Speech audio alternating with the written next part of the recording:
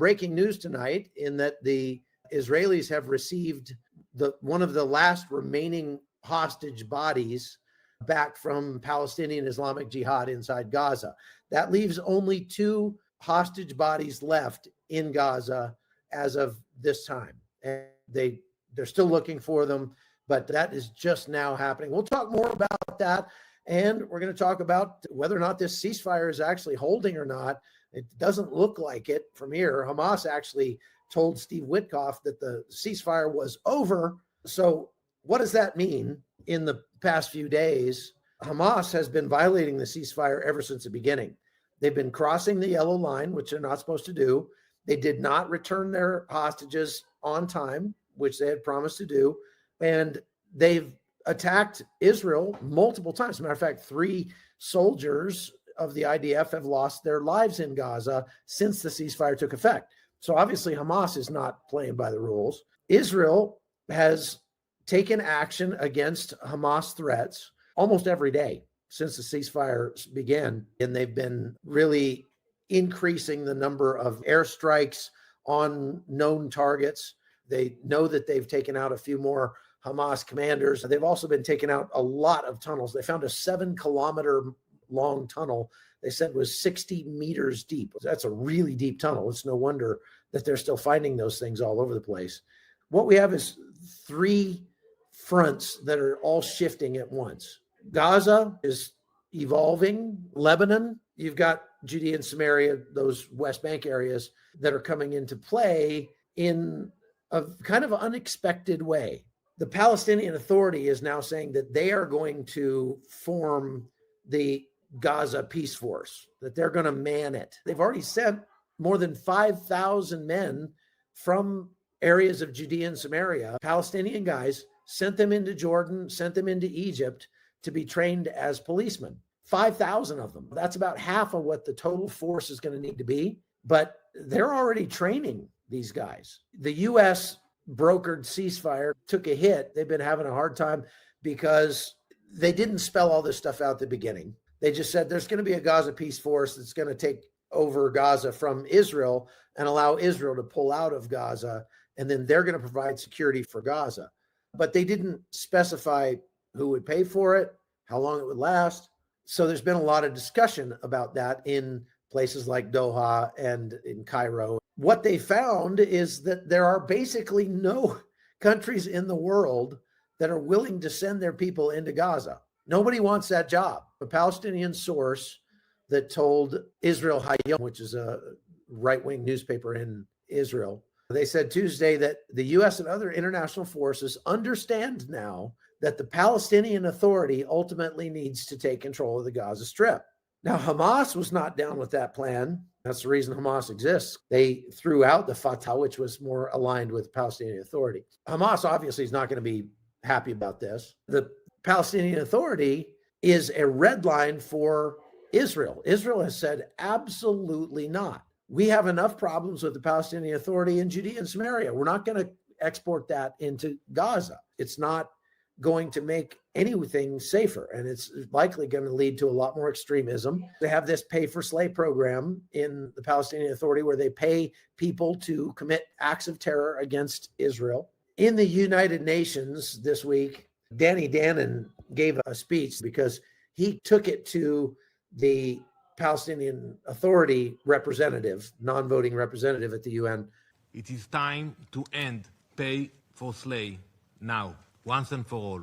Mr. President, a leadership that refuses to disarm terrorists and continues to reward them is not building peace. Hamas and other terrorist groups are trying to set the tone and dominate the region. Israel will not let that happen.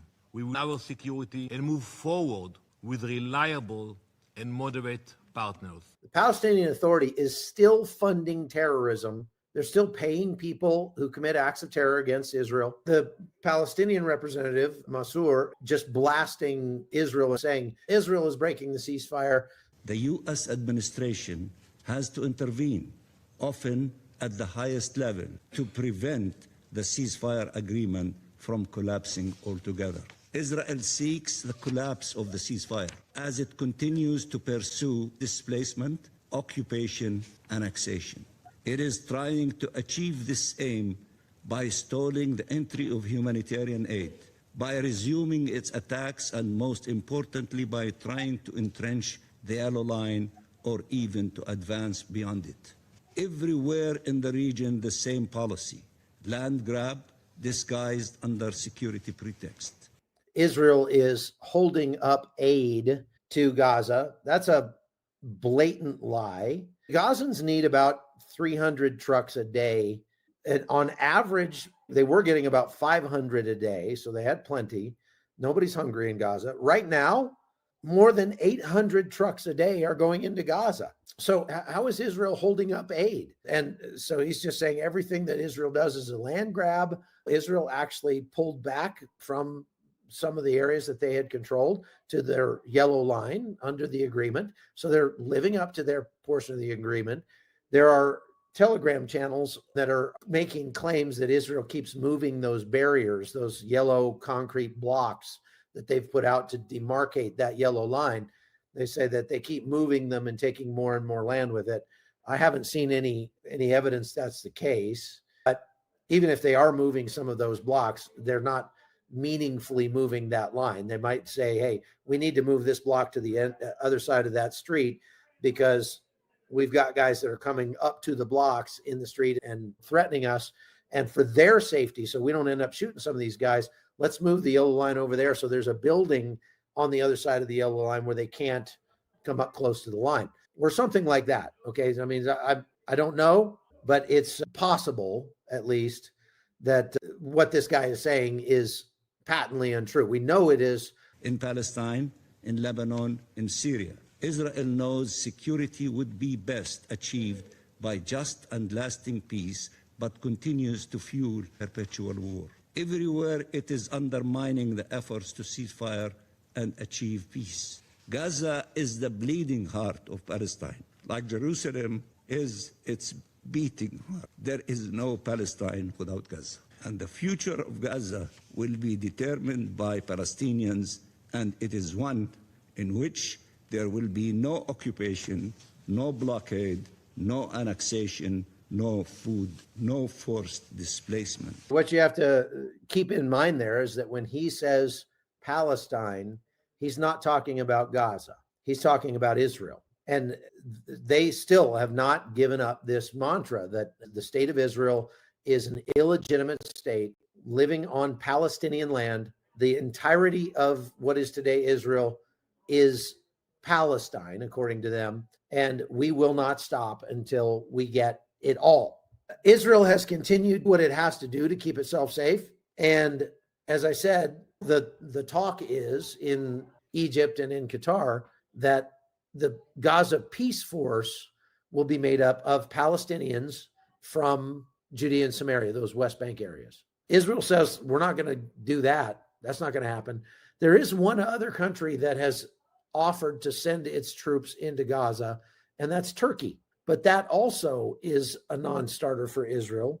Let's shift gears for a second and talk about something that happened pre-October 7th that is coming to light now, an espionage operation that was pulled off by Hamas over the course of about 2 years. It wasn't a spontaneous attack on October 7th.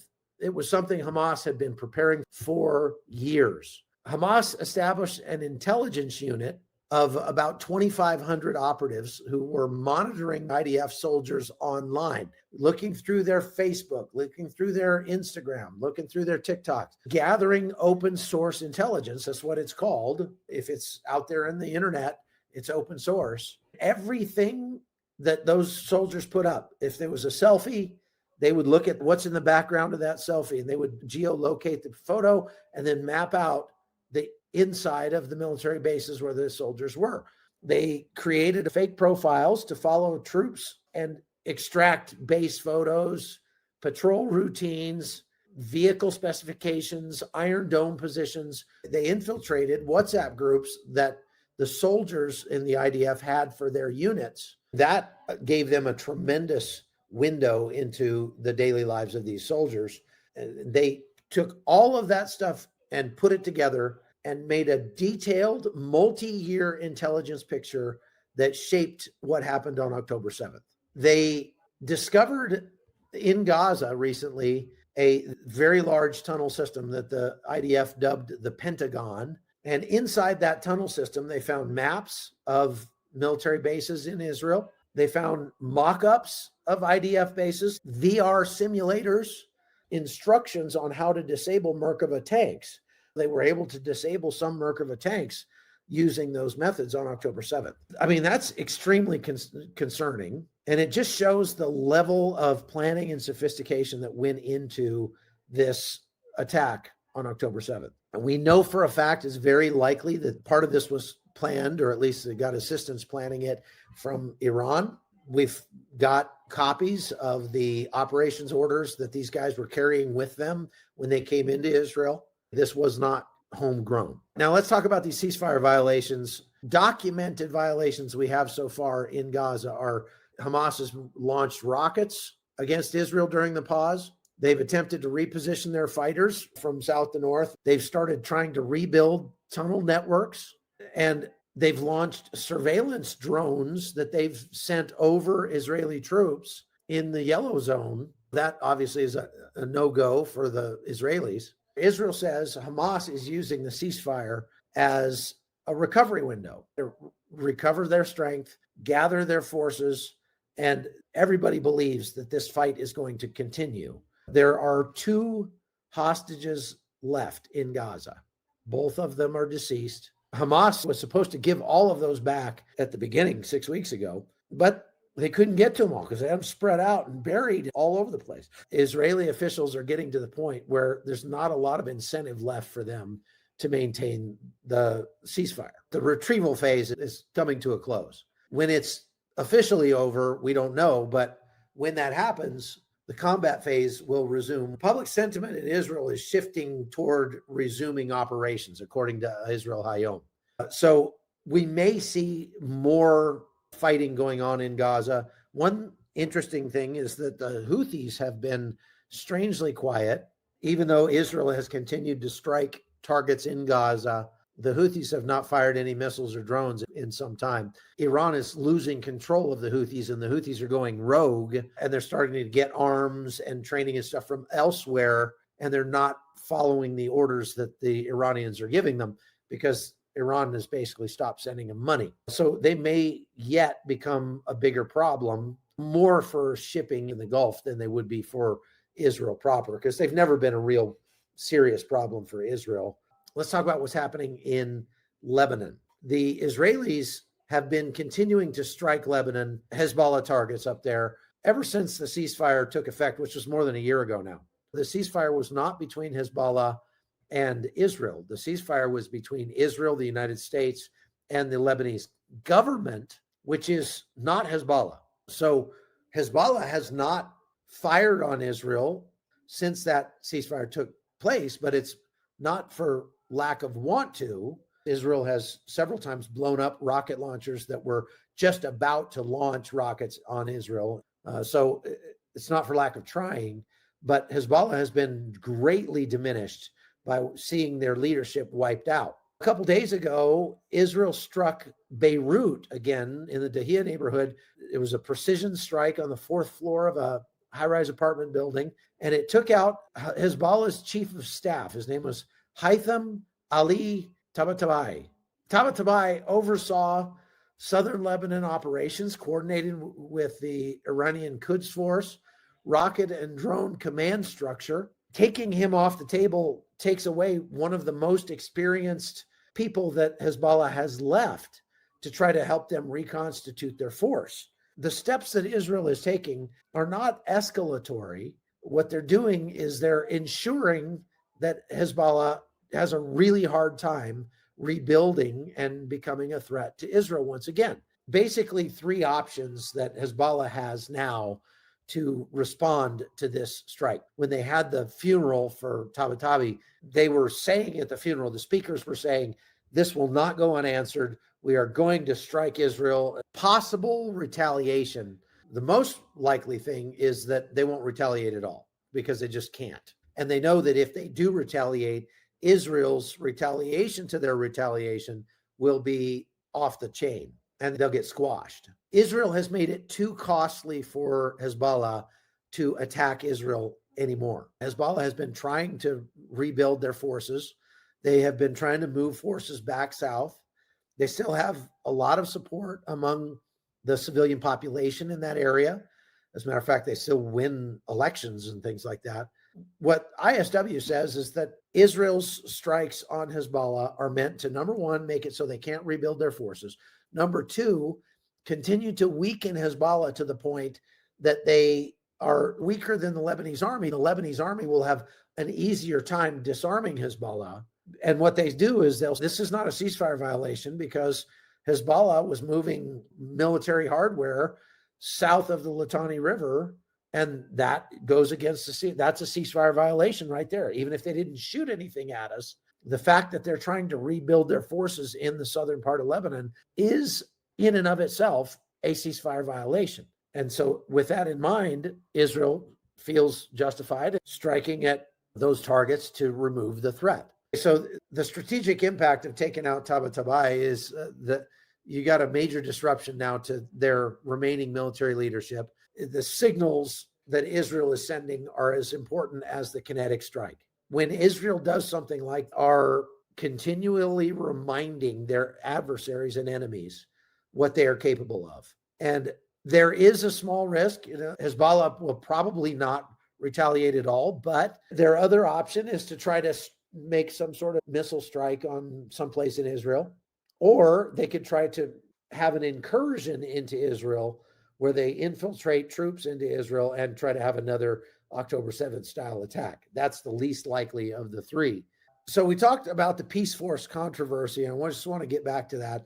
The Gaza Peace Force was never well spelled out when the peace deal was put together. The idea is to create a post-Hamas security and administrative force for Gaza that's backed by the United States, Jordan, Egypt, and the EU.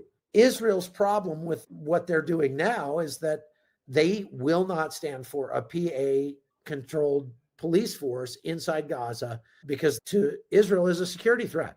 Israel will not give up operational control of Gaza to a multinational force from the United Nations or something. I don't see why they don't just expand the multinational force of observers, peacekeepers that are in the Sinai. Why don't they just expand those guys, beef up that force? A lot of those troops come from the United States, though, and the U.S. has already said we're not going to have boots on the ground in Gaza. That wouldn't be good for anybody. They're stuck between a rock and a hard place because the only group of people besides Turkey that's willing to put together this peace force is other Palestinians from Judea and Samaria. And they're already training them in Jordan and Egypt right now.